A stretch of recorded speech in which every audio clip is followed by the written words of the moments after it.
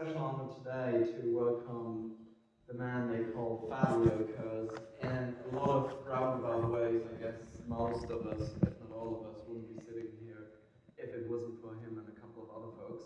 So let's give the man a hand.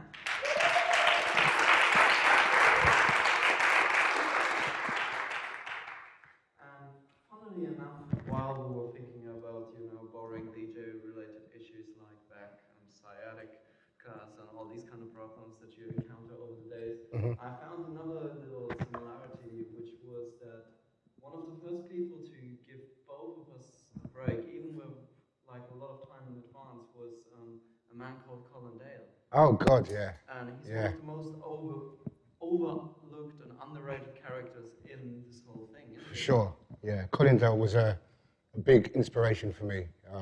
Who is he in the first place? He's a soul DJ.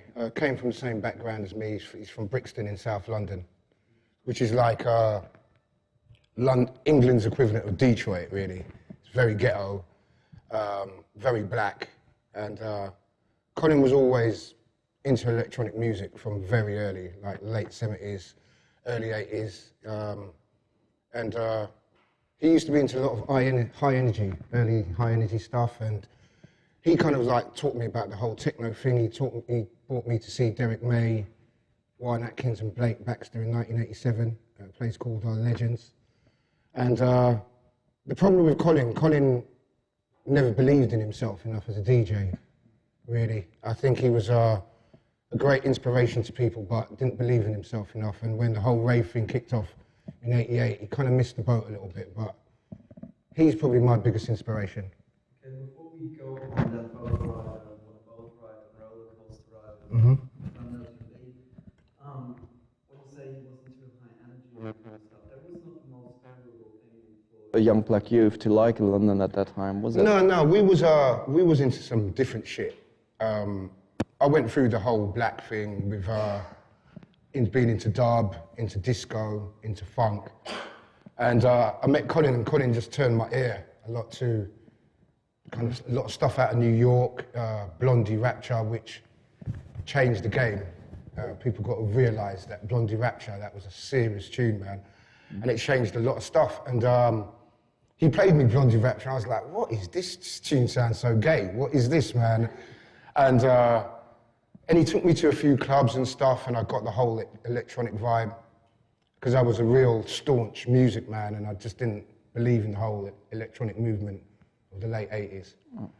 And so we started going to listen to, the only place you could listen to high energy was at gay clubs, so we started hitting gay clubs and stuff, and there was a gay club down the road from me called the Fridge in Brixton, where these guys called Boiler House. They used to play there, and they used to play crazy stuff like New Order, like the new romantic stuff, which was like Visage and stuff like that. And I just really got into that stuff, man. You know, amyl nitrate helped, but I really got into that stuff. And then before you knew it, the whole house and techno explosion started. So, that was just like the natural progression, really. I mean, everyone knows about the Loft and Fire Island and all these legendary places in New York, and they're well documented. But what was like gay club culture in the beginning of the 80s like, as far as you could see that as an outsider? Well, yeah, it was always exciting. There was a club called the Mud Club, which was run by a guy called Lee Bowery, who was instrumental to the whole club happening in London. And we used to go there. That used to be a crazy place, because you used to have ghetto kids, you used to have new romantics there. Boy George used to go there, George Michael used to go there, I used to go there, and you just had this crazy mixture of people that just had this longing for electronic music. Not like it is now, where you get this kind of segregation. I'm into drum and bass, I'm into techno, I'm into this, I'm into that, subgenres and ridiculous things like that. We were just going there and jamming, and it was so exciting. So the gay scene in the States, and it was just as important in the UK, it was they were willing to take risks that normal clubs weren't willing to take. You mean musically? Musically. And people-wise as well. There was a kind of snobbery in London in the 80s about clubbing. And the gay scene just didn't adhere to that at all. Didn't care about the whole VIP thing. Whatever you look like, they didn't give a shit. You could just come in there and party. So that's what I found so infectious about the whole gay scene. It was very special time. I mean, up until a certain revival a couple of years ago, when you looked at club pictures from London in the early 80s, like early Face magazine kind of stuff, it didn't really look like it was about having a good time, right? I mean, there was a bit of makeup and posing and all that kind of stuff. It was, you know, you had your fashionistas, but it's not like it is now. I find the whole VIP fashion thing now, it's not about music at all. Yeah. And I think then it was, and that's what was exciting, because you had a lot of kind of the influential artists of the 80s did go to them clubs. You had guys like Trevor Horn going to that place, and Trevor Horn's, to me, is just like a total pioneer of that big sound that I always loved since I was a child, of following on from producers like Norman Whitfield, who used to produce The Temptations, and Quincy Jones and the Mizell Brothers. And Trevor Horn had that big, stringy kind of sound. And, you know, Frankie Goes to Hollywood, a seminal to a lot of what was going on as well. You know, Two Tribes and stuff like that. So it was exciting because you didn't really kind of know, it wasn't really black. It wasn't a black sound. It was just kind of this London thing. You know, it was just exclusively London, and it wasn't just fashion, man. I think the Face has always been slightly shallow anyway, so they were just taking pictures of people with red hair and stuff, but beneath that, there was some good shit going on, man. Before we get into the favorite subject of any good British DJ, slagging off the press, it's like, I mean, and the whole fact that, it's kind of funny how celebrity culture these days tries to emulate that kind of subculture to a degree, if you look at it. For real. It's like... I mean, that's the good thing about drum and bass. Drum and bass gets tagged with this thing about being not kind of trendy enough, and it's this odd music that no one really gets, which I really like. Because in London you've got this crazy VIP celebrity bullshit thing where you go to clubs and there's footballers and you play silly music, and it's not, you know, that VIP thing was never like that in the 80s. It was always about music. No, it's not so much about music. And drum and bass is quite grimy. It's quite like you can wear whatever you want. It's not about Gucci or Prada. You know, it's quite freestyle, do you know what I mean? And I love that. It's still kind of grimy, do you know what I mean? Even though it has its phases now and then. Yeah, it has its phases, but that's because it gets kind of trendy all of a sudden, and then everyone kind of thinks, oh yeah, drum and bass is really trendy, you know, let's go and check it out, and stuff like that. But into this, it's a London thing. Where do a place like the like Crackers fit in there? Records? No, Crackers, the place. Oh, Crackers? Yeah. Oh, Crackers. When I was about 12, my cousin was really into the soul scene, and she took me to this place called Crackers, which you had to be 18 to get into, but I was a tall guy, and I used to sneak in there, and it used to be on a Friday afternoon from 12 till 3, and they used to play. What kind of time is that to run a club in the No, it wasn't any time, you know, everyone was working and stuff, but it was a small club with this guy called George Power playing, and another kind of idol of mine called Paul Anderson.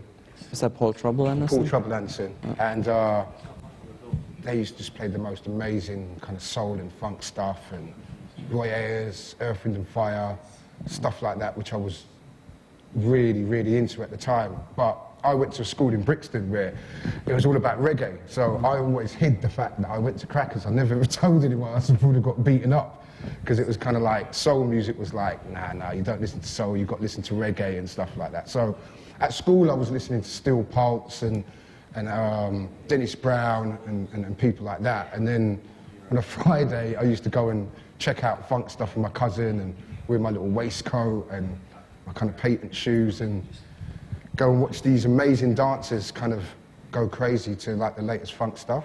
So you had parallel lives there? Yeah, I had parallel lives, and it just, my secret identity was soul music, and no one ever knew, because I just hid it from everyone that I was the soul boy. And then I was a rude boy at school. At school I used to be the rude boy, listening to all the kind of pre-releases, you know, but that helped the whole thing, my whole musical heritage. I'm glad it kind of went that way, really. But considering that for us that's about as far away as 1418 in Flanders, like why couldn't you be a soul boy and a rude boy at the same time at school? Well, it was peer pressure. I mean, it was being in a school and being the rude boy at school, and you couldn't really be a rude boy if you liked soul music. Oh. It wasn't rebellion. You know, reggae music in the 70s talked about struggling and pain, and a lot of what was going on in Jamaica at the time, which was a lot of bullshit with the government.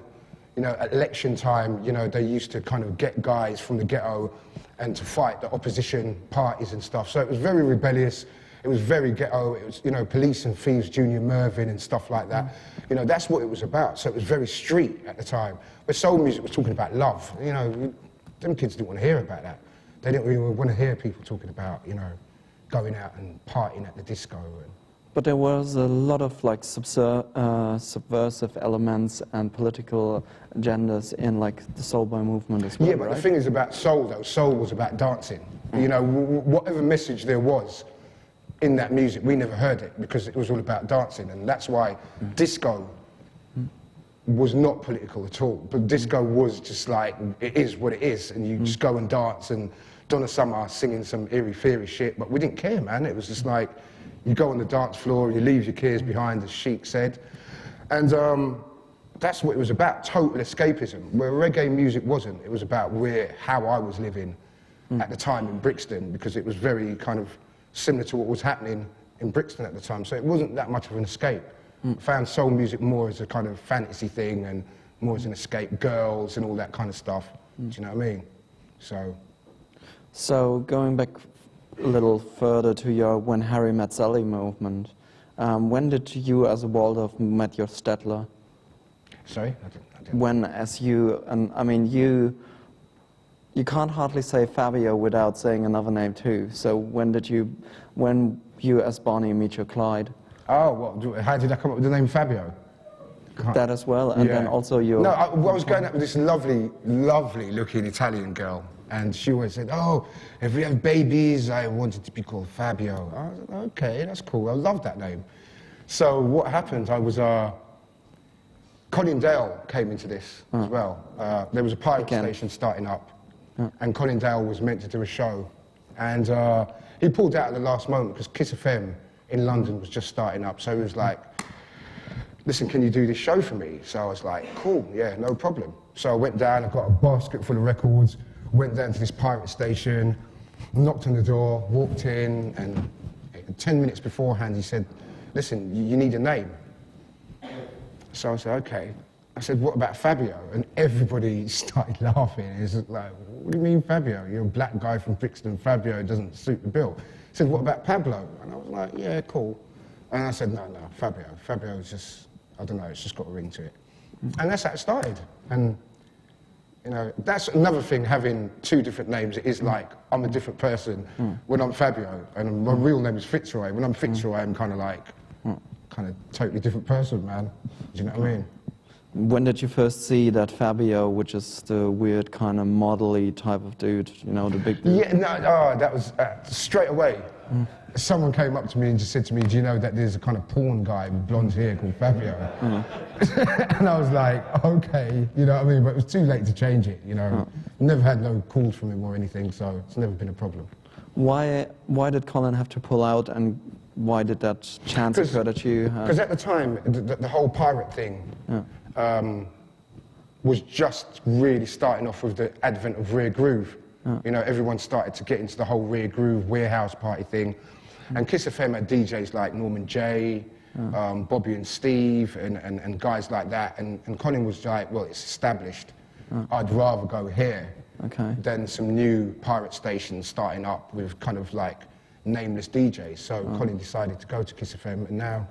And you became one of the nameless DJs then? Yeah, I became one of the nameless DJs, and we had some good guys come out of there though. A guy called Dave Angel was on Phase 1 at the station that I was on, and Pressure Drop, these guys that really was instrumental in the first early beat stuff, and You know, stuff like that, you know, it was a very influential time. What are we talking about there? We're talking about 1984, 85. I started off playing really kind of way out rear groove stuff and, you know, stuff like early Blackbirds, some crazy stuff coming out of New York, like Moody, early electronic stuff. But there was one specific day I went to the record shop and I bought My Melody by Rakim, Eric B. and Rakim, and Mysteries of Love by Fingers Inc. On the same day. And that day changed my life. Those two tunes just changed the way. What shop was it? Red Records in Brixton. And those two tunes just changed everything for me. Because My Melody, for me, was the start of real hip-hop. Eric B. and Rakim. Rakim, probably the greatest rapper of all time. And Mysteries of Love, which was Fingers Inc., was the first real house tune that I heard out of Chicago. So, you know, that day will always remember that day. Wasn't it kind of funny for someone who had to live like parallel lives just a couple of years earlier with like these scenes which were so apart that on that day you got two records which are to a lot of people millions of universes apart but are so close to like I guess everyone in this room to each other because they convey a lot of similarities. Yeah, because when I heard Rakim rap for the first time I was like, damn. This guy, you know, rap before that was Sugar Hill Gang and stuff like that. It wasn't really, Rakim just came with these metaphors and Eric B was an incredibly underrated producer. Came with these kind of sick rhythms, man, and sick beats. And Mysteries of Love, which is Fingers Inc., which of course, you know, is, guys like Robert Owens, who I think is the most underrated vocalist of all time, and Larry Heard, who's a total genius. To get those two tunes on the same day was just like a turning point. I think it was like fate. You know, you get certain moments in your life where it kind of like, it's a blueprint. And I could have gone either way. I was really into hip-hop a lot. You know, I was into KRS-One and stuff like that, but there was not a club scene as such. And whereas the house thing had just started up, it was so exciting and so exhilarating. And I chose that path. Did you feel liberated that all of a sudden Fabio and Fitzroy could be the same person and play the same stuff they liked within 15 minutes of a set? Yeah, I mean, for me, DJing in the early days was never fun. I used to be so nervous about DJing, so I never really kind of... Needle shaking or not? Yeah, nosebleeds and stuff like that. The first DJ set I ever played, actually, was in a place called Gossips. With Tim Westwood, who's now the king of UK hip-hop, gave me a slot there and again. What was the status back then, just to get the record right? I was a dancer. I used to dance a lot in clubs. I used to be what they used to call a boogie boy. Yeah. We used to go to clubs and dance basically to get girls.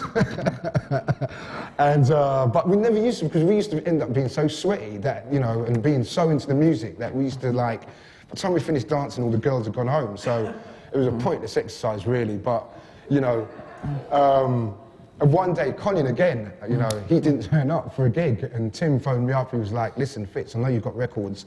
Come down and spin some tunes. And that was stuff like Change. I was into Change, that group from the US. The Glow of Love, with Luther Vandross and stuff like that. And Chic and stuff like that. I loved all that kind of stuff, man. And I went down there and played, and I was so nervous. I just thought, there's no way I could ever do this for a living. I just couldn't do it. I'd prefer to kind of just be a dancer and just go out there and chasing girls all the time. That was, you know. So the DJ thing never clicked with me, but it was an important moment because it showed me what it was all about. DJing clicked for me with Pirate Radio. That started it all off for me, really. On that particular phone call, how many exactlies were there in there? I mean, like, what was Tim like at the time? Tim was cool, man. Tim's got this thing where... Tim's like, if you don't know, he's the real founder of hip-hop in the UK. And he's this kind of 52-year-old white guy whose father was a bishop, but talked black. I mean, he's the most ghetto-speaking guy. I don't even understand what he's talking about sometimes. But he's always been a real important person when it comes to black music in England. And he was a wicked soul DJ, man, and he used to phone me up and go, Fitz, listen, I've just got this wicked tune in, this new Roy Ayers thing, you know, what track should I play? And Cameo, Cameo, loved Cameo, and stuff like that. So I used to be his kind of like ghostwriter in a funny sort of way. I always used to kind of tell him what tracks to play and stuff. He'd never admit that now if he was to speak to him, but I did. And so he was like, yeah, come and play some music. And yeah, I did well, I did well, but you know.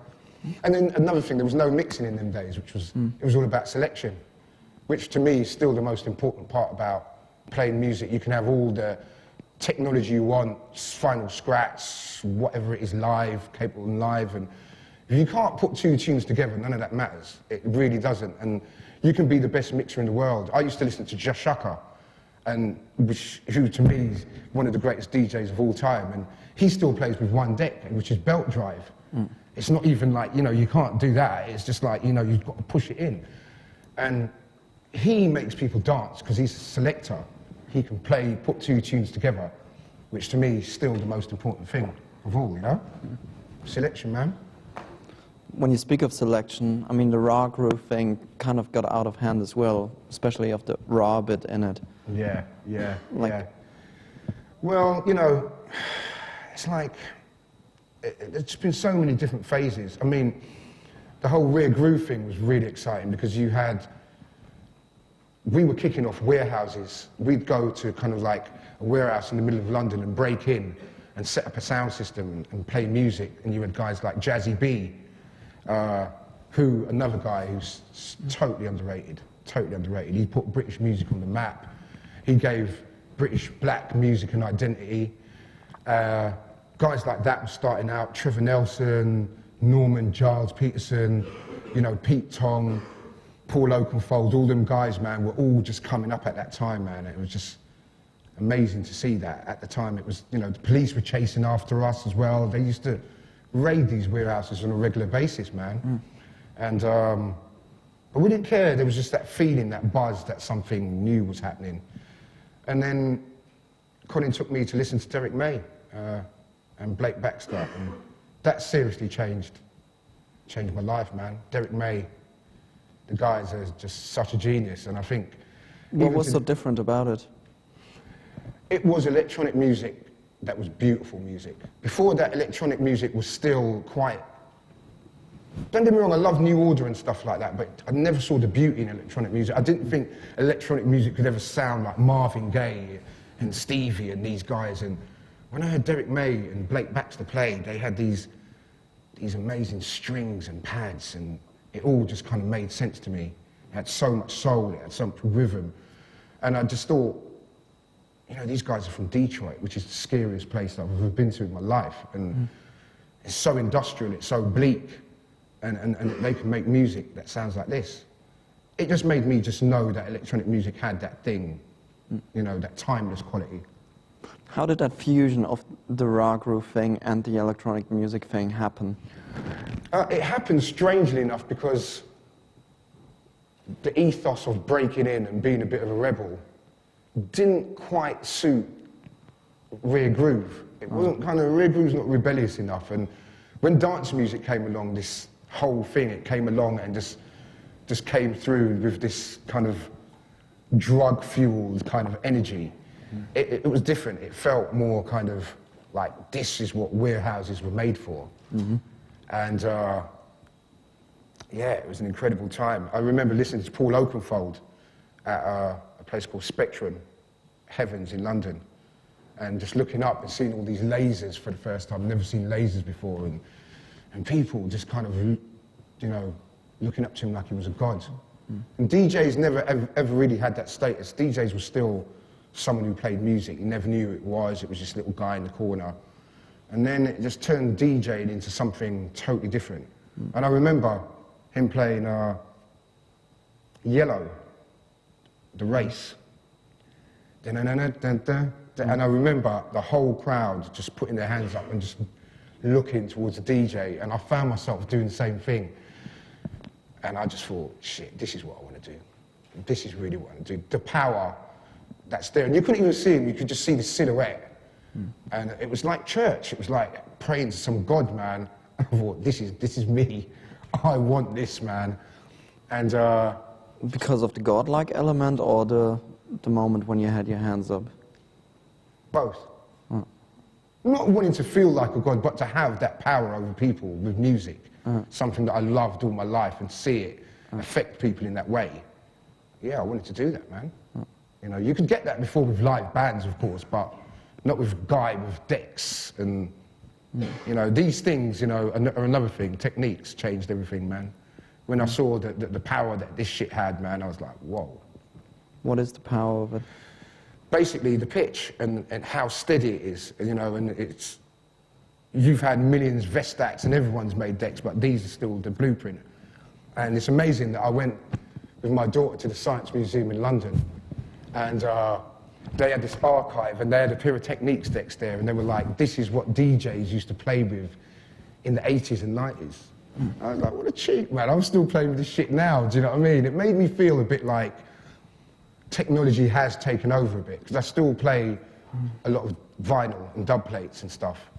Are these moments when you feel like a dinosaur, like a relic from another time?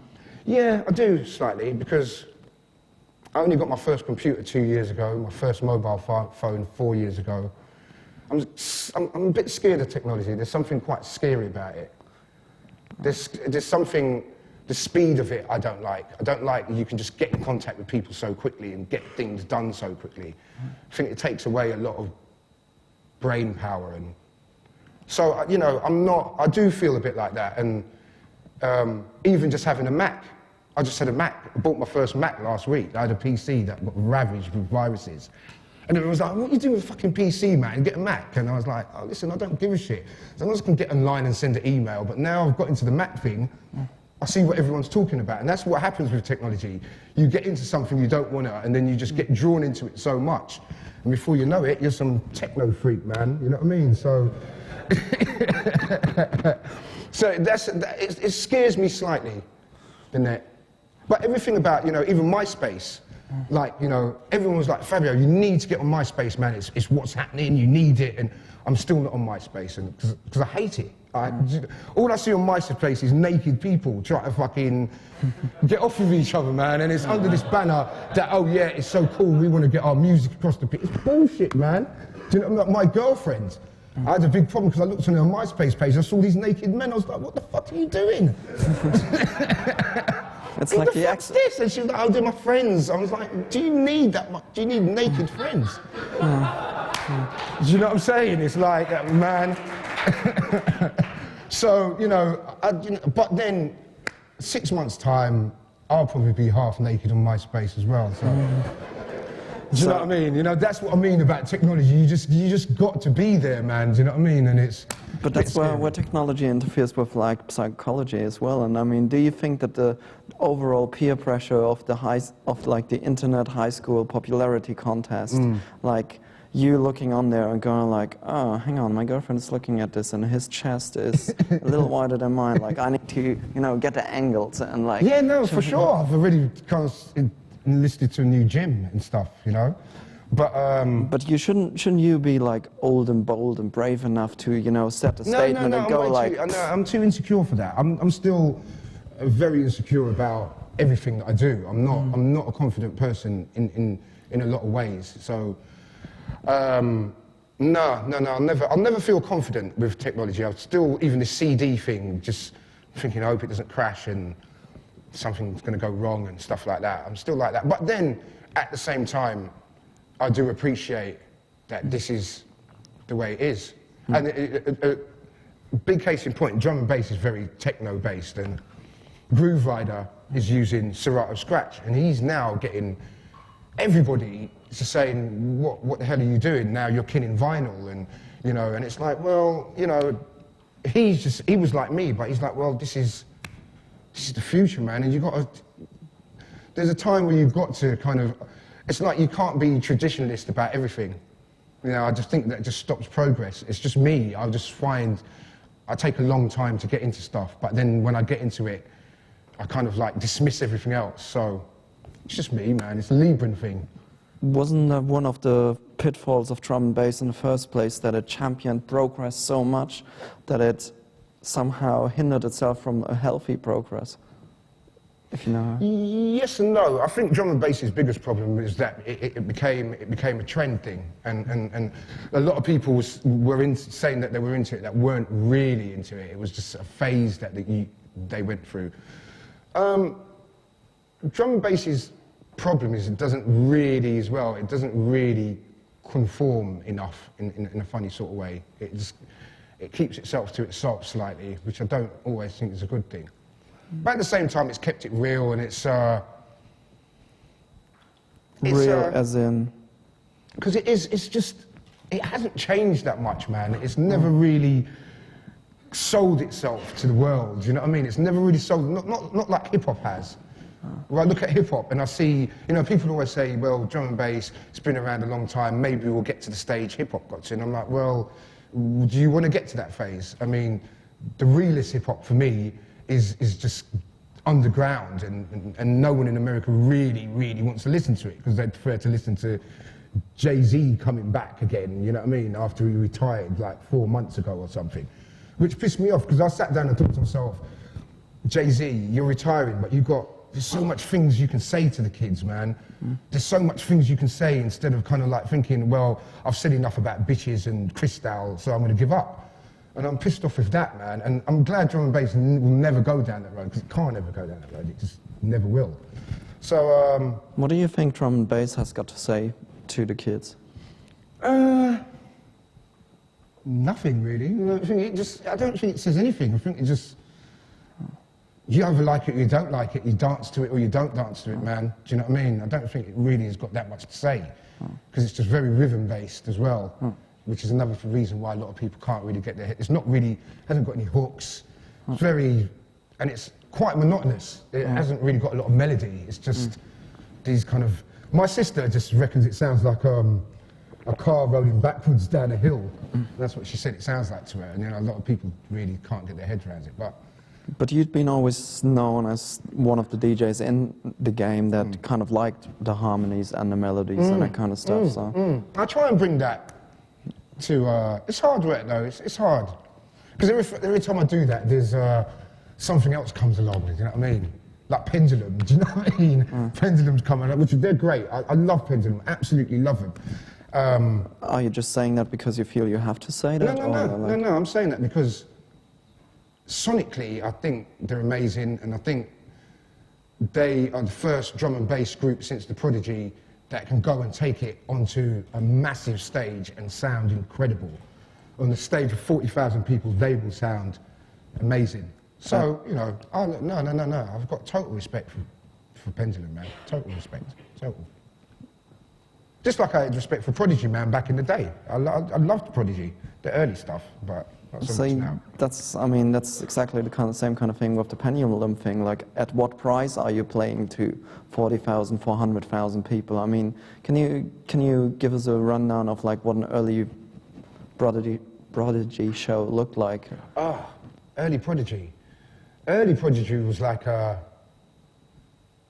crazy, because we used to be playing a lot of kind of soulful breakbeaty stuff, and Prodigy used to come on like this punk kind of attitude, and they just had something, and just knew they had. There was like the Utah Saints around at the time, Aphex Twins, Orbital, Left Field, but Prodigy just had the game sewn up in the live element. They had this amazing live show with so much energy, so much kind of creativity as well. They were very creative, Prodigy. I think people kind of underestimate the kind of the skill Liam had with producing stuff like Firestarter. He moved from Charlie, which was this ridiculous record about a cartoon character, to Firestarter, in kind of one fell swoop. And that took amazing skill and courage to do that, man. And so total respect to them, man. Total respect. By the time the Prodigy came around the first time, I mean, you already had gone through like how many life cycles? Oh, man. Like a lot, because then, going back to 88, drum and bass wasn't around, so we played techno. A lot of techno, like R&S. I played Mentasm on dubplate. You didn't play Mentasm in 88, but... No, like, not in 88, I mean, like, 92, like, 93. Yeah. I played that. Joey Beltram actually came down and gave me an acetate of it, man. I'm so proud of that moment, man. I just You thought, still I'm got just it? showing off. I just thought I'd mention that. But in '88, it was kind of like Chicago house, acid house, and Bones Breaks, Frankie Bones from New York, Little Louis Vega. The whole New York sound was incredible. Frankie Knuckles, stuff like that. And then at the same time, there was a lot of Balearic stuff going on as well. Balearic was like the original Ibiza music, and very guitar-y, very kind of, quite druggy stuff, which I liked as well. I loved Balearic stuff, but I was really into the Chicago, Farley, Jack Master Funk, them cats there, man. They were the real dudes at the time for me. And when did that whole thing get out of hand, like that early warehouse scene, for you personally? It got out of hand when the national press got on the whole drug thing. And there was a story about a big rave called Sunrise, which was, they broke into some field and there was 35,000 people illegally dancing in the kind of most beautiful day ever in England. It was a beautiful day and night. And the press came down and it was on the front page of the newspapers the next morning that these 30,000 frenzied kids had gone on the rampage in some field and taking ecstasy. There was ecstasy wrappers found on the floor, foil with ecstasy in them, which no one really understood. But the great thing about the rave movement was the first time black and white people kind of came together as a kind of movement. It never really happened before. You know, the soul scene was very black. Crackers was very black. It was 95% black. And then you had your kind of punk and mod scenes, which was very white. But it was the first time, I know it sounds really superficial, really cliche, but there really wasn't no colour. We really looked at white people and Asian people as kind of like one family. And once you drank from the same water bottle. Yeah, that's right. If once you drank from the same water bottle, that was it, man. And yeah, those were good days, very exciting times. But it got shut down basically because the government came up with this bill called the Criminal Justice Bill, which kind of stopped you from doing any parties in a field. Just rushed this new bill through, which was totally legal for them to do it. And there was a lot of, there was riots in London about it, you know, a lot of protests and stuff. And then it went into clubs, and a lot of people thought it would be sanitized, and it was the end of everything, it was the end of dance music, and it survived, man, it survived, which was great.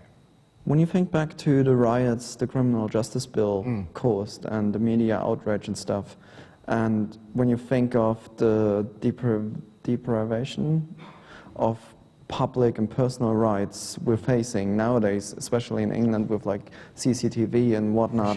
For sure. How do you feel about that then, like in comparison? Well, we felt cheated, and we was in we were governed by a woman called Miss Thatcher, who was the common enemy. And we just felt that she was so against young people and their ideals and what they wanted to do, and she was getting more and more right-wing and suppressing. It was a very depressing time, and that's why I think Acid House was so relevant, because she shut down all the mills in the north of England, and everyone just felt like it was, like the country was just slowly getting shut down. And so raving was such an escape for everyone, and drugs was as well. You know, let's get it straight. Acid and ecstasy was a major part of what was going on at the time. You know, people used to take so much drugs to get away from the drudgery of what was going on. And, you know, she was out after a little while after that anyway. The Criminal Justice Bill was one of the things that kind of got her out, with the poll tax, which was an extraordinary bill that they tried to pass through government. That and the Criminal Justice Bill helped to get her out. So, you know, we helped change things. That's the way I see it, man. But when you look at, like, you know, the open public outrage at that time, and, I mean, what is going on currently? Like, where is the open resistance movement in England in the last 3-4 years or whatever? It's not, it's not happening because, I don't know, the lines have been blurred politically for me, because all England really cares about is terrorism, and we're getting kind of flummoxed with this phony war on terror. But I think the youth nowadays just haven't got it in them to be rebellious. I think everyone's too content in a funny sort of way. They're quite happy with what's going on, and just English people aren't really rebellious by nature anyway. They're not going to get up and really stand up and do anything about things unless it directly affects them. And so I don't see anything changing at all. I think the more politics are getting a stranglehold on everything we do, the less chance there is of any revolution of any kind. I just don't think it's going to happen anywhere. I think Western society, we've become very fragile and very kind of, we don't like government, but we sit down and as long as it don't affect you, you don't give a shit really, you know what I mean? Too interested in looking after your kids and stuff like that. That's why I've got 2 daughters. I can't be a rebel now, I'm too old, man. So, what position does that leave us as musicians, producers, DJs and stuff? Oh, well, music's always free though. Music's always your way out, isn't it? Music's always your escape. You can say what you want through music, you can do what you want through music. So that's cool.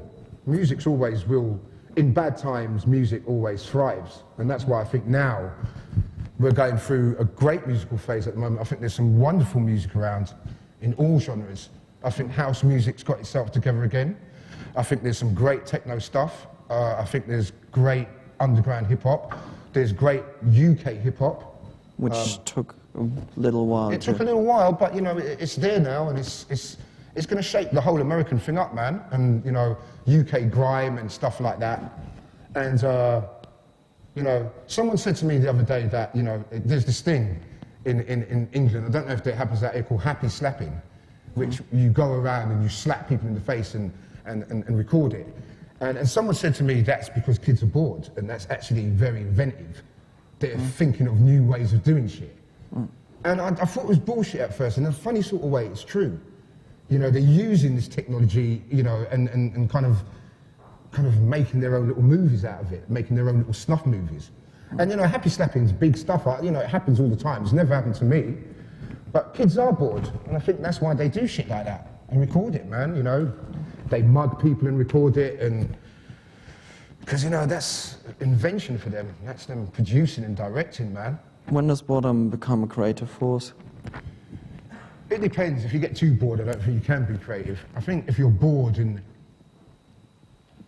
you've got passion and you're kind of slightly focused, I think you can do shit. I think if you're just bored and lazy, I don't think you're going to get anywhere doing that, man. But, you know, I think it will come out of, I think times are so rough now, and I think things are so bad, and people are so disillusioned, people are turning to music again. But I think that there was a time when people were just not really that into music. I mean, London goes through phases. You know, London 2 years ago, techno died, house died, drum and bass died, but now everything's thriving again because, you know, all we hear about is bullshit about, you know, the war on terror and shit like that. Do you know what I mean? So I think in times like that, you know, music always thrives, as I said before. It's been in the nature of human nature to, you know, always complain about the youth being lazy and stuff, even if you go back to Socrates and whatnot. And now with you being into this whole music thing for like, I don't know, God knows how many... A long time. Long times. What's your trick to, you know, overcome the laziness? What's the little stick-ups you give people? My biggest thing is age, because I'm in my early 40s now, and it's just keeping young, man. That's what keeps me kind of focused. I mean, I play in some places where I could be the grandfather to a lot of the kids that are in there, man, and it makes me think sometimes, wow, this is weird. But then other times I think, this is great, because it's keeping me in the young thing. You know, when I was younger, if you was 40, you was old. Do you know what I mean? I looked at, you know, you was kind of like very conservative, did your thing. And now if you're 40, you know, I go to clubs and I'm kind of the youngest guy in there. So that's cool, man. You know, it's changed being old now. As long as you kind of, well, in the music game anyway, it doesn't matter. John Peel, who was one of our greatest DJs, you know, he always said to me, listen, man, just have fun. So don't ever take it too seriously. He said, don't analyze things too much. Don't think about social issues. It's music and your love for music. When I was 14, I used to love black music so much, but the only chance I could hear it was on a pirate radio called Radio Luxembourg. And I used to have a transistor radio that I used to listen to under my pillow, because my mum always used to check whether I was awake or not. And I used to listen to the charts on a Sunday night with a guy called Tony Prince. And he used to play the top 30 American tunes.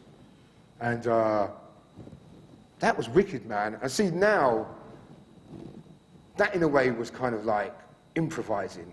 I think now, because of technology, you don't have to improvise. I think things are too easy. That's what I mean about, you know, I got that passion because it was difficult to stay up at 11 o'clock and hear that shit. Do you know what I'm saying? And I used to listen to it, and a lot of the times, you know, it used to kind of crackle and it used to go off, and I used to wait for it to come back on, and I used to miss a couple of the tracks. And now you can get everything digital straight away, and you can hear whatever you want to hear. Are you romanticizing it, or are you just thinking stuff is too easy to get hold of now? I think a bit of both. But I think it was, there's something really sweet and innocent about that, though, isn't there? You know what I mean? 11 o'clock, you're listening to some ship out in Europe fucking broadcasting music, and it was illegal as well. It wasn't a legal station. You could just about hear it, and just something warm about that. Do you know what I mean? That you just can't have nowadays. There's nothing you can't hear. There's nothing you can't do. There's nothing you can't see. I don't know. So you think something like Rinse FM or whatever doesn't have that kind of warmth? No, because it's very knowing. You know you're listening to, you're listening to people are listening to you out there. I think them guys didn't even know if anyone was listening to them. They was on the ship, and they didn't even know if anyone was listening. They didn't know this little guy in Brixton was sitting down listening to their... Yeah, but with about, I don't know, 800 million different internet radio stations, no one knows whether anyone is listening to, right? I mean, it all gets kind of lost in the that's true, but there always is someone listening. There always is, you know what I mean? People will find shit, you know what I mean? Whereas before, I don't know, maybe I'm wrong. Did you ever feel like you're probably taking away the job or the opportunity for some passionate 14-year-old kid from Brixton to, you know, turn their habit into a job or into a living? No. I never feel like that, because I think if you're good enough, you'll make it. I don't ever sympathise with anyone and think I've stopped anyone's progress, because I just don't think that's the way it is. When people say, you know, you're stopping a lot of the young guys coming through, and well, so what? You know, at the end of the day, I'm there to be knocked down, man. So you know, if you're good enough, you'll make it, and that's the truth, man. Good enough is one thing, having a long breath another thing, especially when it comes to like residencies. I mean, there's a lot of crews and kids who go there like and start out a club, and like the first night only like 10 people turn up, second night 20 people turn up, and they go like, hey, no one wants to listen to us, so we just pack it in. You know, we started a club called Speed in 1993 with LTJ Bukem, because I was really pissed off with the way drum and bass was going. I think it was a lot of really kind of ragga jungle, which was wicked, but was bringing totally the wrong crowd. A lot of people getting shot in clubs, and I was just thinking, this isn't for me. So we found a club in the West End, and we decided to do that. And for the first 4 weeks, we had a total of about 40 people in there. You know, we kept on, and you know, within 3 months, it got huge. You know, I was hearing Tony Wilson, who was an important guy in the whole Manchester scene with the Happy Mondays and stuff, saying, you know, the first night he launched his club, you know, Stone Roses was playing in this little bar, with, you know, with 20 of his friends there, and them never knowing whether more people was going to come. I think if you've got something like that, maybe it's because you're doing something everyone else is doing. Maybe try and do something that's a little bit left field. Maybe try and do something a little bit different. Do you know what I mean? But I do my night on a Wednesday, and sometimes there's no one in there at all. You did pick up for a lot of your residencies. You did pick the odd day, not the Friday. Yeah, or whatever, no, like, for sure. Because I think in the week people are more tuned into music. On a Wednesday night, you're a music person if you go out on a Wednesday night. You don't go out on a Wednesday night to kind of, get out of it and drink loads. It's a music night. It's kind of quite chilled. Thursday nights as well, which is now a weekend-ish kind of night. But, when we started off Speed on a Thursday night, everyone was like, one, it's not going to work because it's Thursday. Secondly, drum and bass is never really going to work in the West End. And third, you're trying this kind of soulful kind of drum and bass thing. That ain't going to work. No one wants to listen to it. So, on all them levels, it kind of like, we kind of went against the grain, which is great, Do you think the demographic of club nights on a work day are changing because of more people being out of jobs? Yeah, that also the fact that I think people do know if, weekends have just become quite mainstream. Clubbing's become quite mainstream on the weekend. And I think real music people are going out on the weekdays, regardless if they're going work. I mean, we finish Swerve, which is my club in the West End, on a Wednesday night at 3. And a good friend of mine comes down every week, and he takes 2 buses home, then he takes 2 buses to work, and I love that, man. But he wouldn't miss it for the world, no matter how tired he is, he's there every week, man. And that kind of, you don't really get that over the weekend. Do you know what I mean? You don't get that real feel. So the weekdays have always been great for me. I love DJing on a Wednesday night, man. It's just so cool. What about Sunday nights? Or Sunday nights is cool. Sunday nights is cool. I mean, Blue Note in London was probably the most famous drum and bass night, which was crazy. It used to finish at 12. Goldie's night. And that was mad. That was a mad time. Very, very punk, very electric. Grooverider used to play there. It was the start of really dark drum and bass, the whole dark drum and bass movement with Ed Rush and them guys. That started at Blue Note, man. That was excellent. I was a kind of resident there as well. Residencies have been very important to me. It's just kept my people with me all the way. And because I play kind of a slightly different form of drum and bass, it's kept my crowd happy. And a lot of the people that come to Swerve don't necessarily go out to other drum and bass nights. And yeah, so it's great, man. I'd always do a residency midweek, always. When it comes to building up these kind of things, you're also building up some, when you call them your people, you have to turn yourself into some kind of trademark. How important is the MC in that? Well, I don't have MCs on my club on a Wednesday. Not because of any reason, but I just want the DJs to come down there. I think DJs can hide behind MCs a lot sometimes. You get MCs that are so skilled, you can be shit and get away with it. And I just think that down at Swerve, they don't have MCs. You've got to rely on your musical skill and your musical knowledge and getting your way around playing a good selection. So I don't have MCs. But MCs play an important role because because drum and bass is very rhythm track based, they put the kind of sugar on the cake, so to speak. They make it kind of understandable to everybody. I mean, it took you quite a while to get to this point to be able to do that, but I don't know, in like 91, 92 on a Sunday night in some Ealing warehouse, you needed to have like the MCs because... Oh no, you do, and like, drum and bass... In a way, I guess. Yeah, drum and bass still, you do need an MC a lot of the time because you've got to have someone to interpret the music. They're kind of like interpreters in a funny sort of way. They kind of translators for the Japanese for the Japanese trendy crowd. That's right, man. I mean, the Japanese clubs as well. It's great to have an MC because even though they don't know what you're talking about, they pick up that vibe and there's a voice there, so they can follow it. And so it's great like that. It's great. MCs are great like that. But then there's other times they're a slight intrusion. And if you get an MC that thinks he's a bit kind of more important than you are, you've got a slight problem there. What's the harshest thing you ever had to do to an MC? I don't, you know what, normally a lot of the times I just plug the mic out or just turn the fader down. or just tell him to piss off, basically. Do you know what I mean? Which is always a good way. That one always works. But I don't, unless he's really awful, I just say, listen, it's not going with what I'm doing, so. With the things that you do at a night like Swerve, what do you incorporate there, from the things that you learned at nights like, let's say, Mendoza's? It's still the same. I've still got the same kind of ethic behind what I do.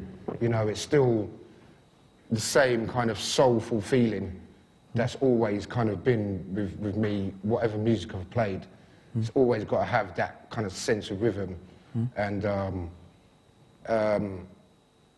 that soulfulness, that vibe. I just try and maintain that. A lot of drum and bass is very, I don't know, harsh isn't the word, but it's very hard. I don't really like soulless music so much. And a lot of it can sound like a cacophony of noise. You know, I try and make it kind of sound like it's got some kind of structure slightly, a bit more, do you know what I mean? But saying that, I love a lot of hard drum and bass as well. I love what Dillinger does. I think he's a real scientist. Photech. And, you know, and another thing, you know, we mustn't underrate producers like Photech, who was the template for producers like Timbaland. Timbaland's gone on record and said he's listened to Photech and has learned loads from him. And even the way, the little shuffles you get nowadays in hip-hop, you listen to hip-hop 8 years ago and listen to it now, the way they use their snares slightly differently, the way they shuffle the hi-hats around, a lot of that does come from drum and bass. And I think drum and bass gets a bad rep. I mean, garage music, which was supposed to have killed off drum and bass, was a hybrid of drum and bass. Garage music was made by drum and bass producers that got pissed off with the fact that drum and bass went a bit too technical and wanted to get back to a kind of more kind of natural sound, and that's how garage came around, you know what I mean? And so drum and bass is very important, and I think it gets overlooked a hell of a lot of time. A lot of the patterns that's in the drums, you know, you can hear it in a lot of music nowadays. You can hear it in R&B, you can hear it in hip-hop, you can hear it in a lot of what Timbaland does, you can hear it in a lot of what Neptunes do, do you know what I mean? So, but I think people... For a lot of people, it was like the back alley for finally it being politically correct to admit to like certain electronic music, even if you like your funkiness, your soul, your whatever, that kind of thing. I mean, if you go back to what you said earlier, right? And that's how it was probably okay for the hip-hop people to, you know, admit to like the electronic side of things. No, for sure. I mean, you know, drum and bass is kind of probably the most electronic music you can get. I mean, it's very... but then, you know, what's changed with drum and bass more than anything else is the speed. Drum and bass, I think, is still maybe too fast. It's running at 175. I think maybe if you slowed it down to 160, you would lose a lot of that kind of clowny vibe you get with drum and bass sometimes. I think sometimes the speed gives it that effect of being kind of ploddy and like someone just going brr, brr, brr, brr. And, you know, it's a lot more complex than that. So I think if drum and bass needs to learn something, I think it does need to slow down a bit. I think, you know, I'm as acceptable as anyone else. When I play, sometimes you just get the thing to just pitch up to +6. And then you listen back to it and you think, shit, that's going way too fast, man. So I think it does need to slow down a bit, man. It's not a bad thing in general to slow down a bit here and there. No, for sure. I just think it would just maybe sound slightly more warm. But we had a big discussion, the whole drum and bass fraternity, about that. So I think a lot of the guys will be slowing it down. You know? Was that one of those secret meetings that you guys have? Like, yeah, we do. You know, it's kind of like the Freemasons, man. So every now and again, and it's quite Nazi-esque that, you know, we all sit down there and plan our changes. But it never happens, though. We all walk away from it and think, fuck that. You know? It never happens, man. Do you know what I'm saying? There was a big meeting once about what we were doing with Speed. There was a big meeting with all the guys. They had this secret meeting and they were like, oh, you know, they're bringing drum and bass to the West End. And drum and bass is very strange like that. They do odd things like If they don't like things, they have meetings and try and oust you, have coups and stuff. So they had this big thing about the West End. We don't want it to go into the West End. You know, Fabio and Bukem, you know, they're selling it out, which did hurt a lot at the time because a lot of these guys were kind of friends of mine. And, but it never happened. It never happened. It's kind of like, it never does really with drum and bass. Drum and bass people are long, man. You know, they take ages to do anything, man, so it didn't happen. So you never have to worry about the meetings. Oh. So meetings, fraternities and stuff, and going back to Mendoza's, I mean, you can't really talk about you without mentioning your sibling or your brother in crime or however you want to call it. Oh, Grooverider. Yeah. Oh, Grooverider, man. Grooverider's been great for me because I'm very lazy. He's so focused and he's so... It is really like a yin and yang thing. He's totally the opposite from me, but he's been a total inspiration. He's been as inspirational as people like Derek May has, as like anybody. Incredible DJ, incredible man, great friend. Yeah, man, he's just... I wouldn't be here if it wasn't for him, and that's being serious. How do you keep like a working friendship over so many years? We don't really see each other that much, which is good. That's, you know, if you ever kind of want to keep a friendship, don't, you know, socialise that much. We don't socialise that much, man. We've got our own thing going on. We're kind of really different, and at the same time, we're very similar. And he gives me my space. I'm really not, you know, I don't answer my phone a lot and stuff like that. I'm very hard to get hold of, and he's very accessible and stuff like that. But he just keeps me kind of real, man. And he's a real techno freak. He's real, oh, Fabio, you need to be on MySpace and you need to be on AIM and stuff like that. So he keeps me up with technology. So I'll probably be doing Serato Scratch soon because he's just started it. And he's like, oh, look, man, you've got the 2 deck things and it's wicked and it sounds like you're playing vinyl and stuff. So he does keep me in touch with the real world. A lot of the time I'm a real kind of family guy, and I really don't like to be immersed in drum and bass all the time. You know, in drum and bass, in a funny sort of way, you've got to kind of live the life so much, and they don't like you doing anything else. You're not supposed to eat things that drum and bass people don't eat and stuff like that.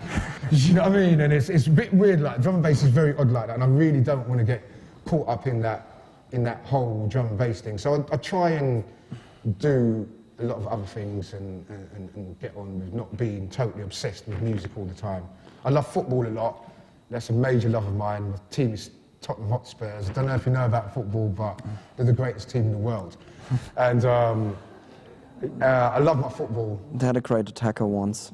Huh? They had a great attacker once. Yeah, no, they still know we're good. I don't want to even go into the whole football thing. I don't even get me started. And I like to listen to loads of stuff. I like to listen. I went to a producer of mine, took me to a metal. He plays punk metal and stuff like that. And he's producer of my show, and he had a surprise party. So I went down to this bar in Camden, listened to this band called Cap Down. I don't know if any of you guys hear this metal group. Crazy. Wicked, man. And I went in there, it was all kind of skull and crossbones on the wall. I was thinking, shit, man, they're going to be doing some, you know, they'd be cutting some young virgin's throat in the middle of the dance floor scene. And it didn't happen, man. And these 2 rock bands came on, and they were amazing. In this little room like this, they just had so much energy and so much vibes, and I felt like a kid again, man, because it's music I hadn't heard, and it was just like, it was wild, man. So I love that shit. I love that new metal stuff that's coming out and stuff like that, man. So I listen to a lot of that, and listening to Madlib as well, which I'm going to go and see in London. I'm listening to a lot of that stuff at the moment. And yeah, man, and there's a lot of interesting stuff around. I'm listening to a lot of mixtapes from America as well. You know, I still do like, I love the patterns of Timbaland. I love the way he produces. I love the way the Neptune's produced a couple of years ago, more than now.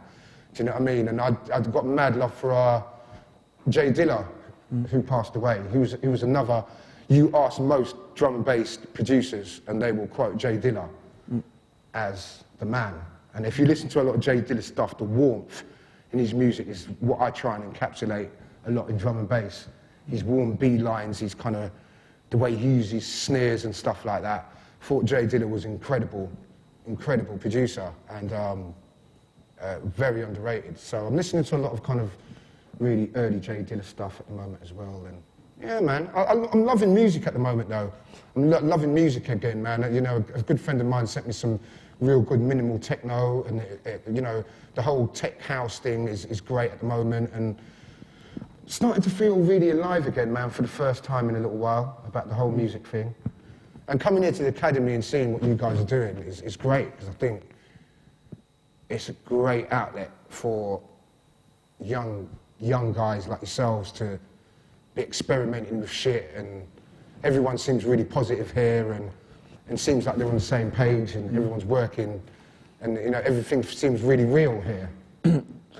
Now, with the things that you like and the position you're in, and I don't know, the radio shows and whatnot, wouldn't you be able to go like, drum and bass rules, I do my thing now, and I just go on and start playing the new metal stuff next to the latest Dilla beat tape, next to whatever kind of thing? Wouldn't you be able in a position to get away with it and probably create something new on top of that? Yeah, I could, but then, you know, to me still, as a DJ, what you do has got to make sense. And to me, that wouldn't make that much sense, because to me, I've got to have some kind of cohesion, whether it's a good or bad thing, whether it's kind of like being inventive or not. It's still got to sound cohesive. I don't like things... Is there a difference between club DJing and radio DJing, though? Yeah, there is. Oh. Because you get a lot more... it's just you, and you don't know who's listening. But when you've got people facing you, you tend to compromise a bit more if you see a crowd.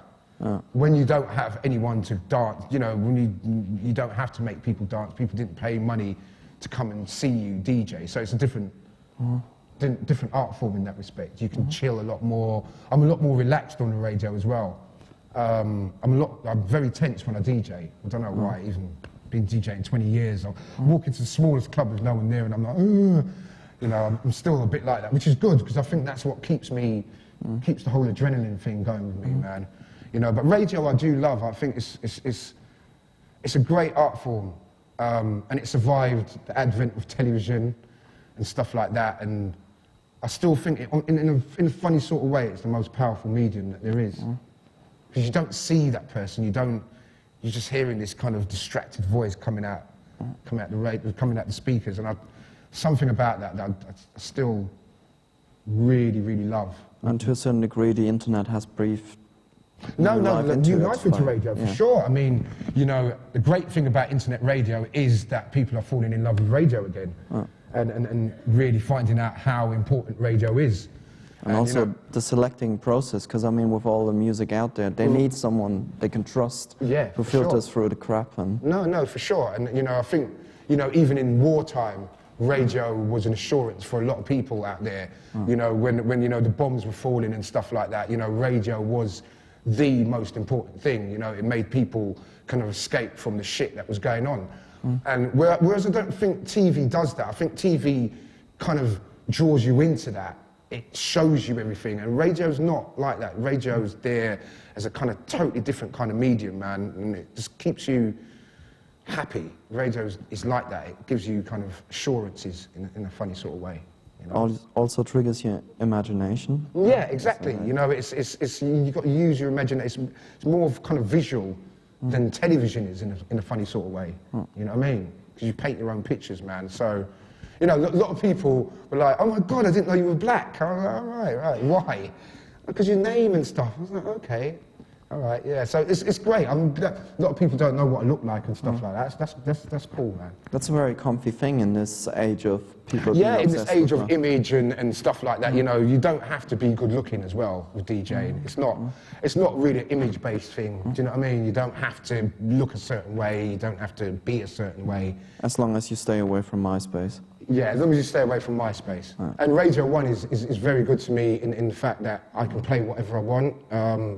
And I can kind of do what I want, which is very important to what I do. And plus, it's worldwide. It's got a huge kind of internet following. They're very clued up with the whole net thing. They're on top of that kind of stuff. So, and they've kept with us for 7 years. which for kind of mainstream radio I feel very privileged to be there that long. You know what I mean? Because it's the pinnacle of really any DJ wanting to be on the radio in England. Radio 1 is really the peak, you know, of your kind of like ambitions, really.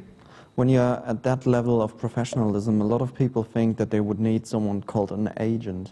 Now, what exactly does an agent do? Take 15%, do you know what I mean? No, agents... So it's like the tax man, right? No, to be fair, agents kind of like, my girlfriend's my agent as well. And is that always a good combination? No, it isn't. No, it's good because she's one of the first agents, and she does her stuff. You know, you can't be out there doing all the stuff, and you know, she does all the bullshit stuff, and she's there. You know, I shout at her a lot, and you know, she's kind of like the father to all these egotistic DJs, and very hard work for her. Very hard work, especially drum and bass DJs. You know, all the guys are just so kind of insecure and stuff. So she's like the mother.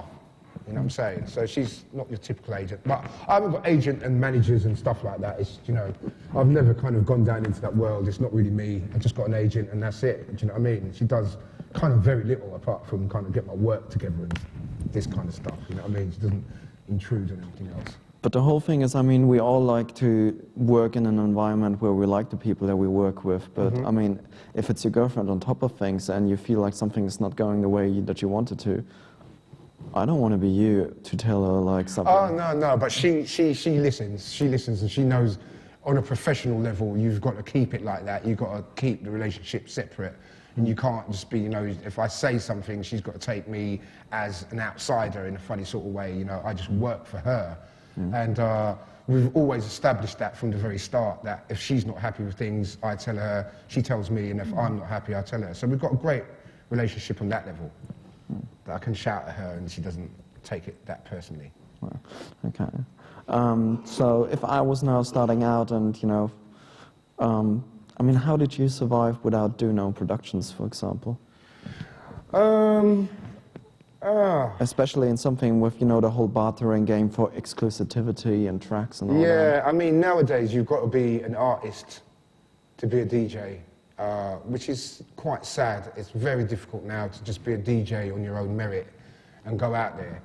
But to have lasted this long is a testament to me in a funny sort of way, because I've done it without having anything to sell ever, apart from the fact that I'm a DJ. I've not done it on the back of like having big tunes out there, and I've done it on the fact that I'm just a DJ, and that's very rare nowadays to find a DJ who's not an artist. So, you know, on one level I feel quite privileged that I'm still around and I still get booked on merit, more than the fact that I'm Fabio who made this great tune but can't DJ so well, which happens quite a lot nowadays. Does it? Yeah, it does. With artists, yeah. I'm not going to name no names, but a lot of artists do kind of live off the name thing. You know? What was with the label work? Ah? I mean, you did dabble in label work as well. I know, we've still got it. We've still got the label. We've still got the label going, Creative Source. It's hard work. It's hard work trying to balance running a club night, DJing, doing the label. But we've got, drum and bass is going through a very good phase now. We've got a lot of young, exciting artists. Like we've got a guy called Alex Perez. We've got another guy called Breakage. We've got a whole slew of young guys, you know, all under the age of 25, making the most amazing music. And these guys are the next generation. So drum and bass has got another 15 years or so left in it. Whereas 5 years ago, it wasn't the case so much. It was still a lot of the old figureheads still kind of on top of the game. Now these young guys have come and they've shaken up the Calibers, the Fotex, the Dillingers. They've all got a wake-up call, man, and they've all got to get their shit together. And even Goldie, who I spoke to the other day, said he's more inspired now than he has been any time in the last 10 years, which is good to hear, man, because that would be great for the game. And the fact we're getting these new guys from all over the world, you know, we've got some great artists from Australia, New Zealand, America, Brazil, China, everywhere, and that's great. And so, you know, on that respect as well, the internet has been, you know, a great thing, you know, because that's the way you got that link up, you know what I'm saying? But so on a worldwide level, the young cats they're doing it, man, and they're shaking up the game. So that's great, man. But it's slightly different compared to the days when you just got like crazy advances, and the first thing you could do is like buy that really big fuck up desk and like a new car and all that kind of stuff. That's the most difficult thing. It's not really difficult. It's probably more reasonable, I'd say, than difficult maybe. It's very difficult because we kind of exist on vinyl sales as well. The whole download thing is very difficult to sell and package and stuff like that. So we still are doing vinyl as a main sales point. And that's kind of dying, you know, the vinyl sales are really not great at the moment. So the artists aren't getting paid the same kind of money they was 2-3 years ago. So on that level, it's slightly worrying that vinyl sales are kind of really not doing so well. And that's what a lot of the drum and bass fraternity have got this problem with using Serato Scratch, because it's like, if you guys use Serato Scratch and CDs, you know, then the kids aren't going to want to buy vinyl. I mean, on the one hand, the writer is not going to buy a lot of vinyl anyway. A lot of it would have been sent to him as well. So if he plays with Serato, but then we buy dub plates. The dub plates that we buy cost £50, which is 80, 90 US dollars. It's a lot of money. You could spend a kind of mortgage money on a month than on dub plates, you know. So it's, and then, you know, you can get the same kind of thing just burning a CD, but you don't get the same sound. I don't think you get the same sound you do off vinyl. How many cutting houses have closed down over the last 10 years? Many. There's only two left in London now. So that whole thing's dying. So the future's not looking great for vinyl. But hey, you never know. I've heard that there's a vinyl revolution coming around, so let's pray that happens.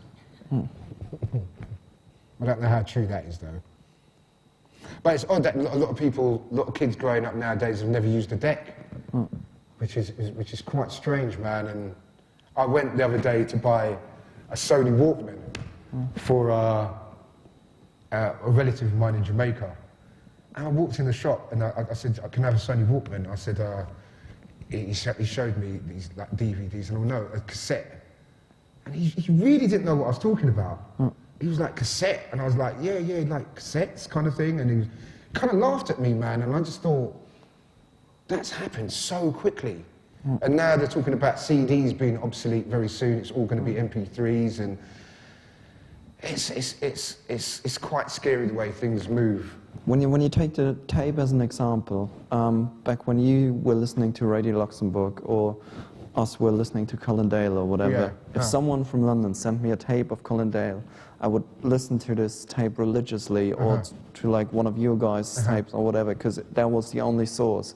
Now I could, within an hour, possibly download like 8 terabyte of mix shows that when am I going to listen to them? Yeah, that's right. Like, I mean, how do you think is that changing the whole perception of music, psychologically and all? No, I think you know, that's why I do worry slightly about what happens next. Because, as you said, we've gone from tape, which you could send to somebody, and, you know, it'd take a couple of days to get there, you'd sit down and listen to it, where now you can burn stuff in a couple of seconds. There's this freakishness about that I think... Is varying the right approach? That's all I'm wondering. Because on the other hand, I mean, you could find out about stuff so much easier. No, for sure. Like, you know, I mean, where do you stand in it? That's the whole thing about technology. As much as I can turn around and hate on technology, there's so much pluses about it as well. There's so much, you know, I'm getting all my stuff from instant messenger now. And for me to ever go back to guys sending me CDs is just not going to happen. Because I'm now so immersed in just now turning on my computer, just saying, I get a tune as soon as it's finished. And I could be playing a tune done in London tonight in my set, which is just bizarre. I mean, 7 years ago, if you'd have said that to me, I would have been like, even 4 years ago, if you'd have said that could happen, I'd be like, no fucking way. I mean, Grooverider, he took me to his house and he said, yeah, I'm going to burn some stuff for you and AIM. And I was like, what are you talking about? And he burnt this stuff and he got it from someone and I was like, shit. You know, and 4 years before that, we was recording our shows at Radio 1 on cassette. That was just like 1998 we was doing that. You know, it's, 8 years down the road and you can do all this mad shit, man. Capital Live, which is, you can pre-program your whole set and do all this mad shit. But I just hope it will never take away from the art of you doing it. It's all good and well. Just don't, when I was younger, there was always these stories about robots doing the washing up and the cleaning in your house. And can you remember that? When they used to have these stories, robots are going to take over. And these were in the days when it weren't kind of like the war on terror. We was all scared about, nuclear bombs and the Cold War and stuff like that.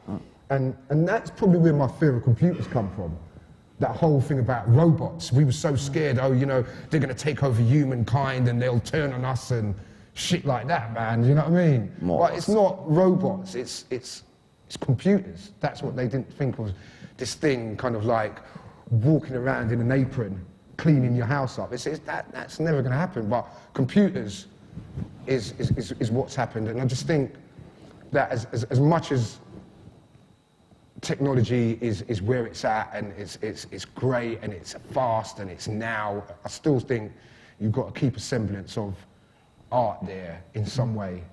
You've got to keep a semblance of doing things for yourself and thinking a bit more about stuff, you know what I mean?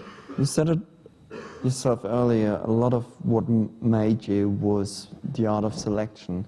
Like, how do you think the role of the gatekeeper or the quality control or the filter or whatever, however we gonna call this institution, I don't even want to call it a person, how do you think that is gonna evolve?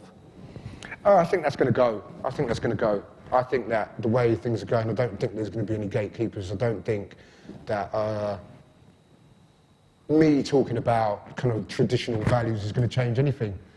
I think things are going to be so fast and so quick that no one's going to care because, it's like I want it and I want it now kind of culture, slightly. You know what I mean? But I don't think people don't really care about tradition that much, and don't get me wrong, I'm not hating on that because when I was younger, I hated tradition. I hated everything that, you got to keep this real and you got to keep that real. And when you're younger, you're like, fuck keeping it real. I just want to do what I do, do you know what I'm saying? So I don't want to sound too preachy at the same time. I don't want to sit down because my daughter's 4. And then, I want her to have all of these things. I want her to be able to get tunes and online, and I'm not going to sit down and tell her, well, listen to cassettes, you know what I mean? It's much warmer, you get better sound. I'm not going to do that, man, do you know what I mean? So. But you got this example right at home. Your daughter is 4, and you can maybe remember kids that were 4 when you were 4 and all that kind of stuff. To which extent do you think her world is different than yours? Really different, as in like needs and wants and dreams and imaginations and wishes and... Yeah. I try and keep a kind of... I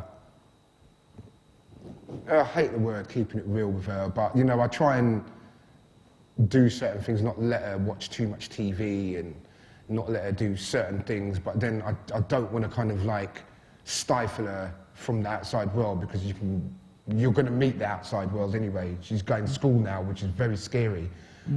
She had her first day at school 3 weeks ago, and I was terrified, you know what I mean? And, because how the first day at school, how scary that is.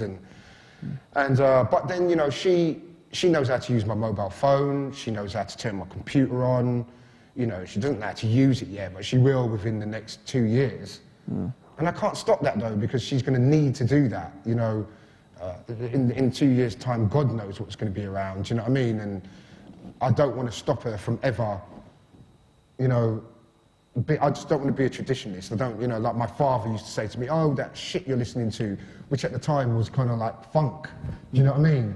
Now, kind of like, I feel like I don't want to say to my daughter, oh, you've got to be doing this and you've got to be doing that, man. I'm going to give her the freedom, but then I'm going to also tell her where I'm coming from on things.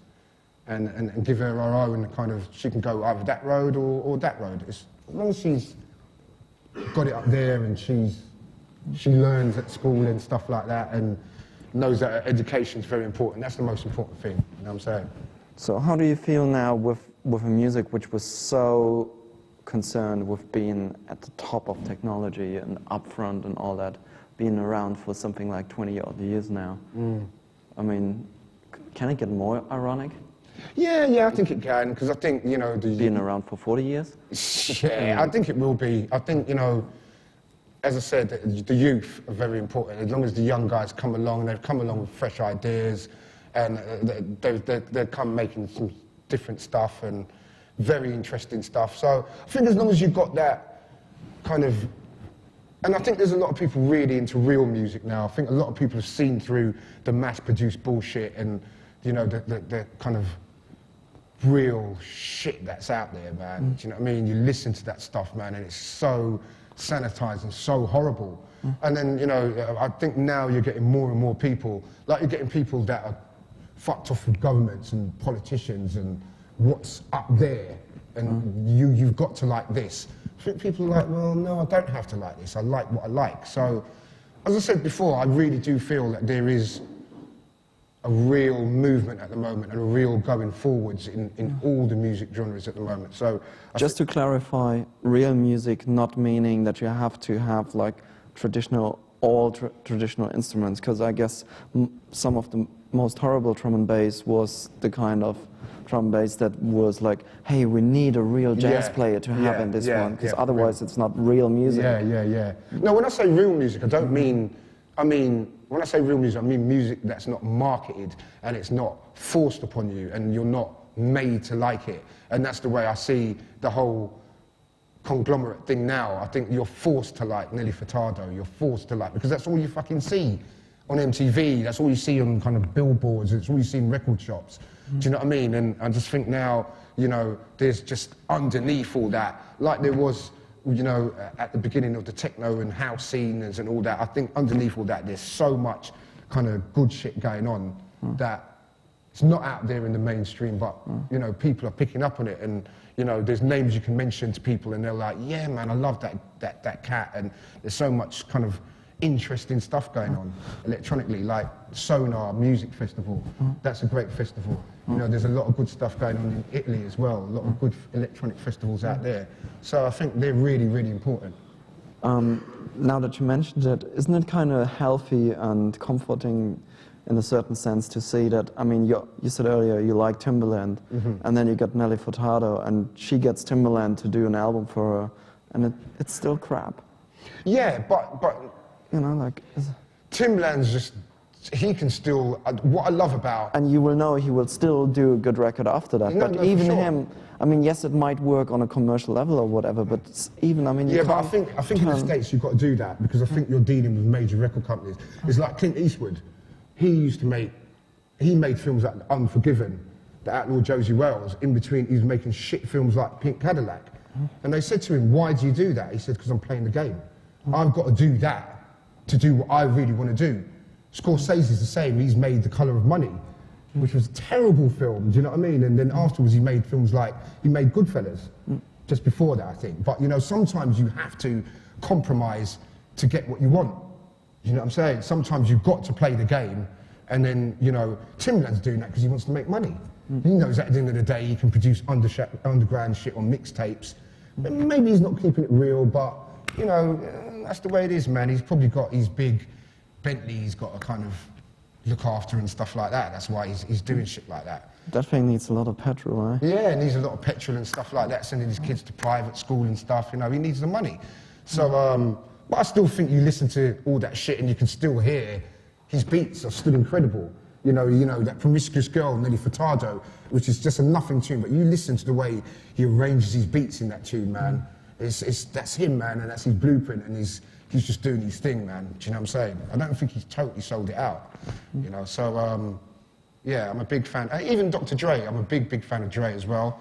I'm a big fan of a lot of them cats, man. You know, maybe because of their history a lot of the time, but, you know, you got to give thanks to them, man, you know.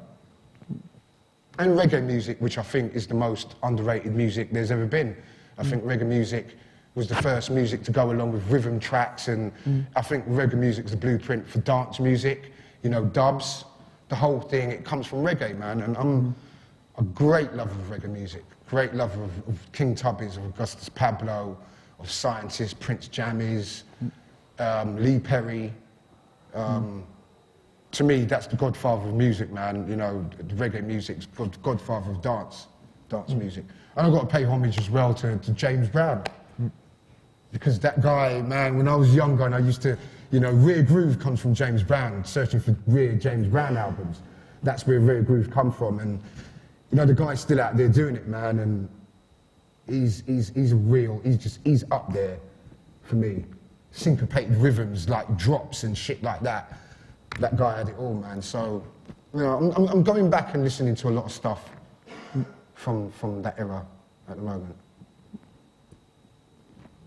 So here's to the youth, and here's to listening, I guess. Yeah, for sure. And the thing that's just kept me here more than anything else is passion. I've still got a real passion for this, and I still wake up every day and I'm totally thankful that, you know, I'm in a position to go to places, to see things, to do things, to meet different kinds of people. You know, like my dad's still like, you know, where are you? I'm like, I'm in Melbourne. And he's like, shit, man, you're in Melbourne, yeah, you're right. And he's checking up on me and seeing if because it's just it's a million miles away from where I'm coming from. Do you know what I mean? Where I was brought up and the way I was brought up is still a dream for me doing all this kind of shit, man. How long does he understand what you're doing? Nah, he hasn't got a clue. He hasn't got a clue what I do. He just knows that I travel a lot and I'm out there playing music. And my mother, who passed away last year, she was probably my biggest influence, because she was when my dad used to be like, yeah, you know, go to school and read your book. You know what you're doing with this music thing. My mum was always like, so kind of like, you know, just don't listen to him. Do what you want to do. And she was always appreciated what I did, and used to listen to my radio shows 2 till 4 in the morning, and yeah, my mum. Would she badmouth you for like cursing on air and shouting out the wrong milkman? Or? No, she never. You know, as being from a Jamaican family, I never swore in front of her. I've still never done that. I could never do that. I used to go to my white friends, you used to go, fuck off, mum, fuck off, and I used to be like, what are you doing? You just can't do that in Jamaican families at all. So I did used to, anytime she was listening, I used to be careful of what I said. Yeah, but she did, she was a major kind of force in my life, my mother. Would you love your dad to understand what it is that you're doing? Yeah, I would actually, I would. I don't really think he would get it so much. But he's just very proud, he doesn't care, as long as I'm kind of doing what I'm doing, I'm still out there doing it. He's very proud of that. Do you know what I mean? I don't think he really cares what it is, really. He's just kind of, he's like, you still all right? You still DJing a lot? Yes, Dad. And it's like, yeah, so he's happy as long as I'm still doing okay. Questions, anyone? Anybody?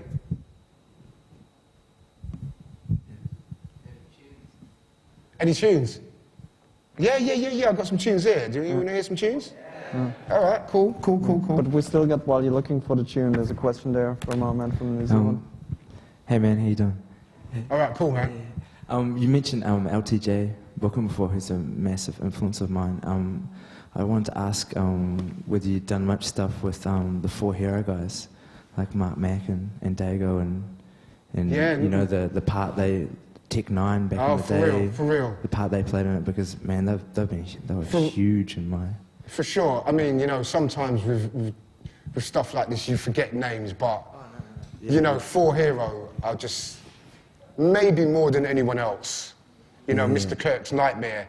The worst thing about that, I remember playing that in a club when someone passed out ecstasy and kind of like died in front of me, man, when I played that tune. Which is like, if you don't know, it says, Mr. Kirk, your son is dead. And I played that, man, and someone was like, listen, take that record off, someone just passed out, man. And it was like, but that was a subversive tune, man. That tune came out and freaked the shit out of everybody.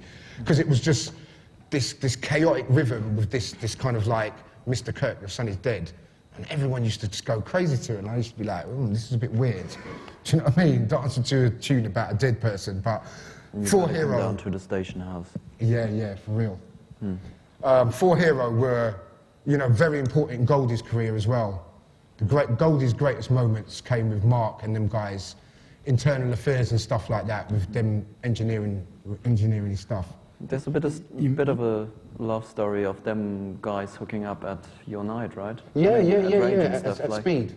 Yeah. Wasn't it even at Rage or like At Rage, yeah. Goldie met his Bjork at Speed. Yeah, he met Mark and them guys at Rage. Yeah, for sure. Mark and Digo. Before you were talking about like everyone getting together and talking about the whole West End thing.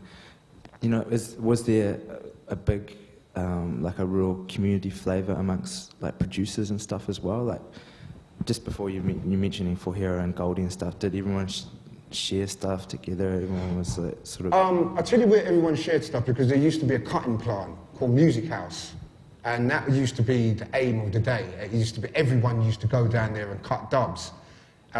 Everybody, when I say everybody, like everyone, Bukem, For Hero, Goldie, Ed Rush, Dillinger, Photech, everyone used to meet up at this grimy little place in Holloway Road in North London, and we used to cut dubs there.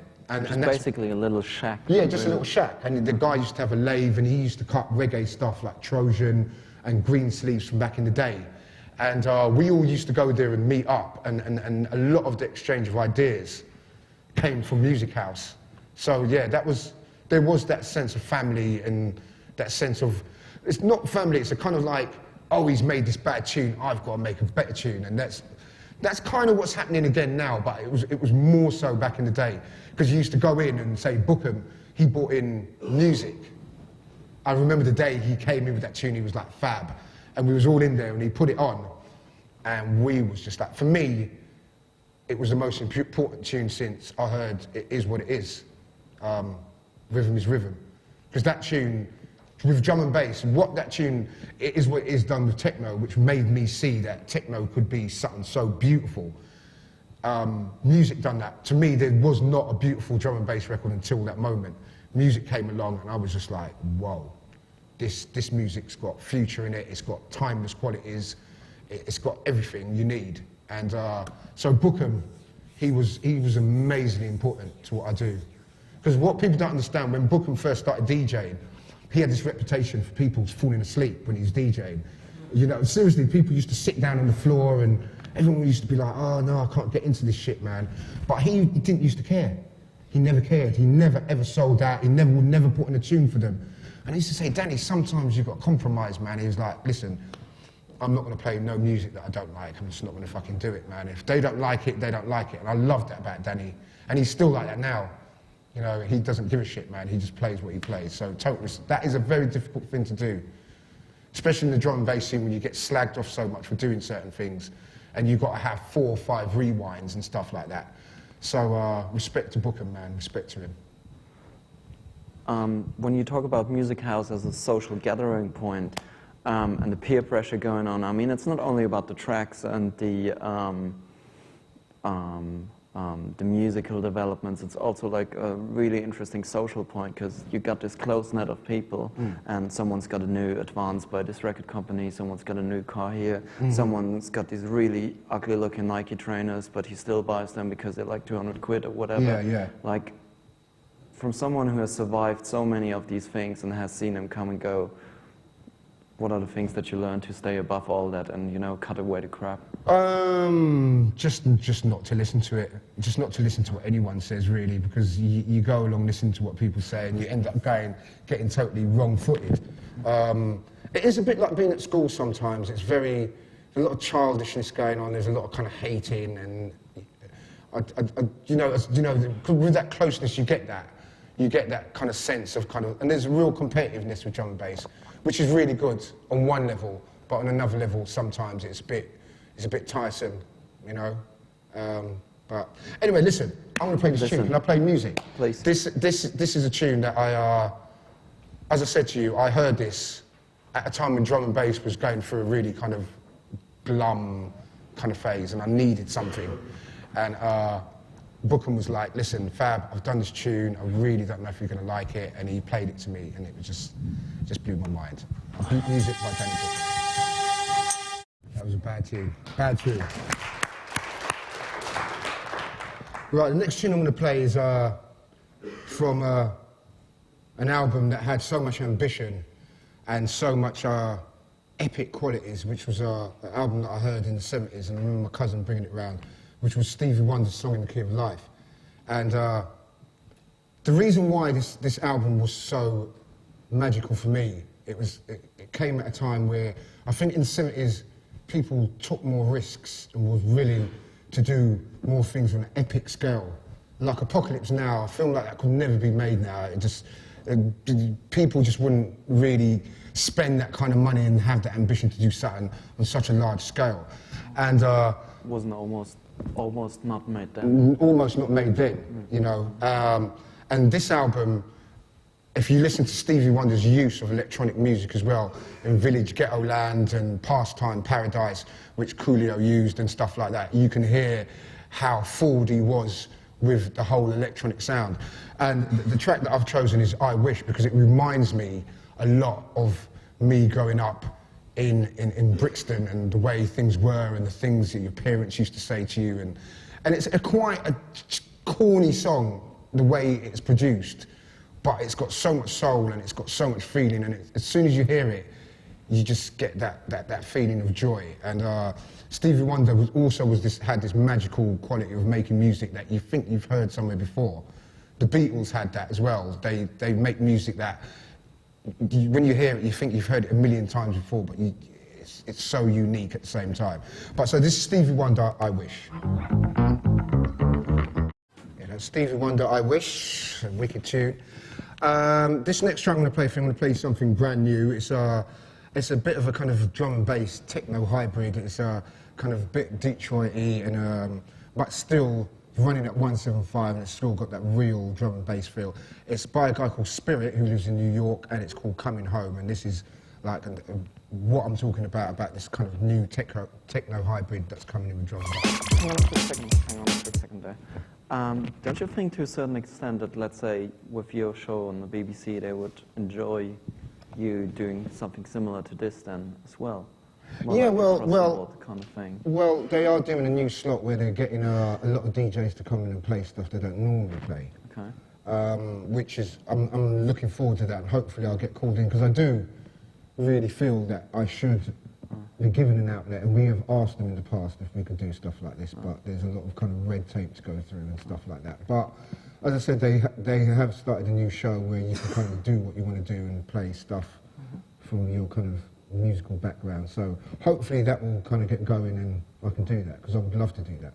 I mean, as you have seen upstairs, there's a little outlet like that as well, and there's not a lot of red tape there, I guess about none, and we'd really welcome you to, you know, maybe later on, you know, with an open door, do something similar up there, in like the radio slot, because I somehow have the feeling that since we're sitting here for like 2 hours and people are kind of getting ready for the lunch stuff, and I don't want them to, you know, just fade away without giving you the applause and the props that you deserve for sharing the insights with us for the last 2 hours here. Thanks. So give the man a hand.